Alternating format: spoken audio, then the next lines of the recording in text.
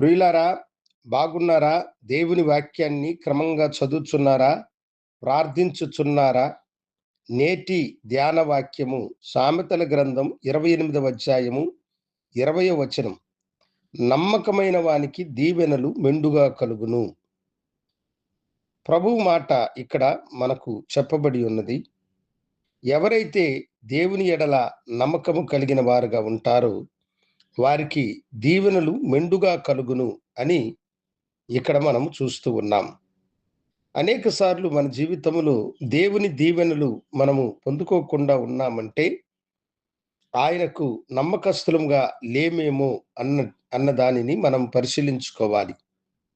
ప్రభువా, నేను నమ్మకమైన దానిగాను నమ్మకమైన వానిగాను ఉండడానికి నువ్వు సహాయం చేయమని అడిగినప్పుడు దేవుడు మీకు సహాయము చేసి ఆయన మిమ్మలను ఆశీర్వదించును.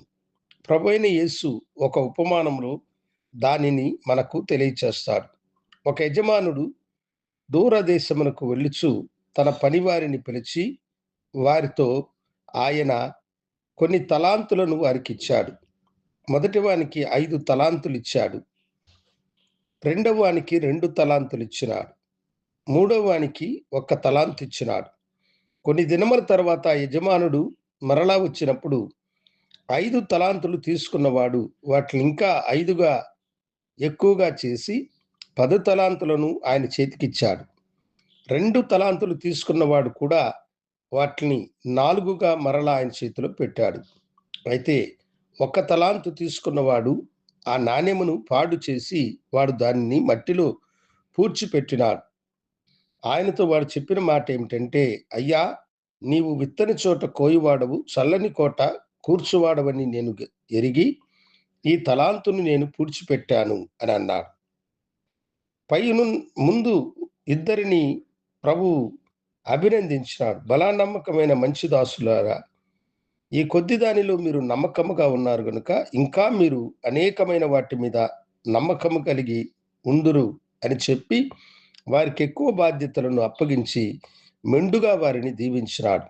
అయితే తన తలాంతును పాడు చేసిన వానితో, నేను విత్తని చోట కోయవాడను, చల్లని చోటు కూర్చువాడనన్న కఠినుడని నీవు ఎరిగి ఉంటే దీనిని సావుకారుల దగ్గర ఉంచిన నేను వచ్చి వడ్డీని వసూలు చేసుకునేవాడిని.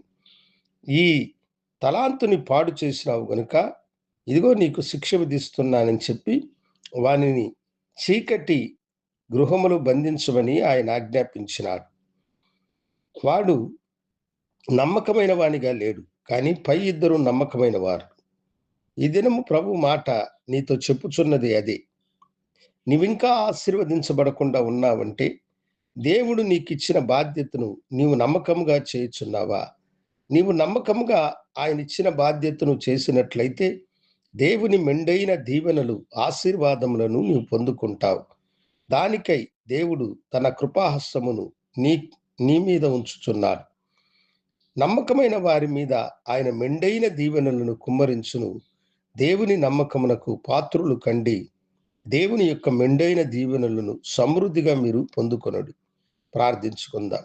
గనుడా, నీ బిడ్డలు నీకు నమ్మకముగా ఉండి అనేక దీవెనలను పొందుకునే భాగ్యము, కృప వారికి అనుగ్రహించమని యేసు నామమున అడిగి వేడుకొంచున్నాము తండ్రి. ఆమెన్. శుభోదయం. ప్రభు మిమ్మలను దీవించునుగాక.